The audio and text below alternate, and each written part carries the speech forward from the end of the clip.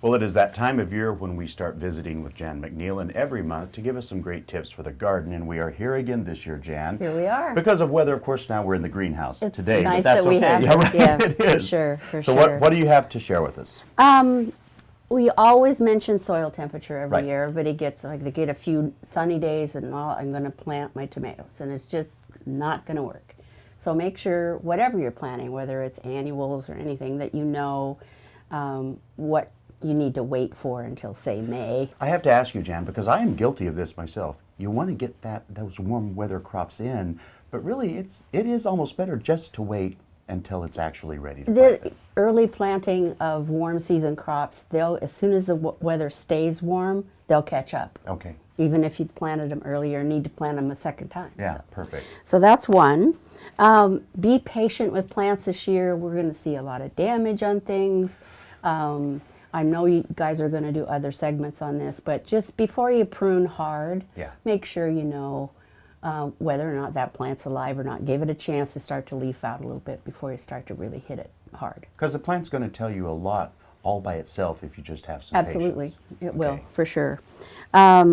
Sanitation too, just clean up. I mean, this greenhouse needs to be cleaned thoroughly, and raking, clean up the beds, etc. Just take the dead and stems of perennials off and things like that you can do now, because diseases like that moist, rotting leaf Right. environment. So if you do some sanitation, you're in better shape for the rest of the year.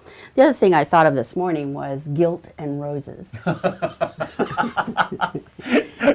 Define more specifically what you mean by that. I haven't pruned my roses yet. And you feel guilty. Yeah, so I pruned the ones in front that I can prune when my husband is out in front in his wheelchair.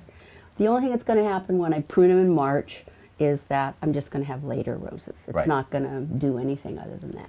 So if you're one of those guilty people, don't worry. We can still go in and prune them, Sure, and they're going to be absolutely, fine. absolutely. And then lifesavers. They're delicious. Yes, well, I gave you a pack, but I have sugar ants in the bathroom. Uh-huh. So the other night, I thought, well, I have some lifesavers. So I wet this lifesaver and left it on the counter. And actually it was in the middle of the night, I saw it, and there were so many ants on it. And I just swept them into the sink and washed them down. And then I left another one there, and nothing for 2 days. Ah. And my son said this morning, Mom, you left a lifesaver on the counter in the bathroom. I threw it in the garbage. I thought the ants had eaten the whole lifesaver, but it does work as a trap. So it's an environmentally friendly lifesaver.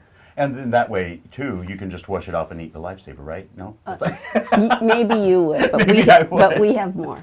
So there you have it. You know, every month we have fun with Jan. She gives us great information, sometimes inside the house and always out in the garden. So, you know, for more information about this stuff, you can always go to GardenTime TV, and we'll click it over for you again so you can see it one more time. Thank you always, Jan. All right, Such see you a next delight. month.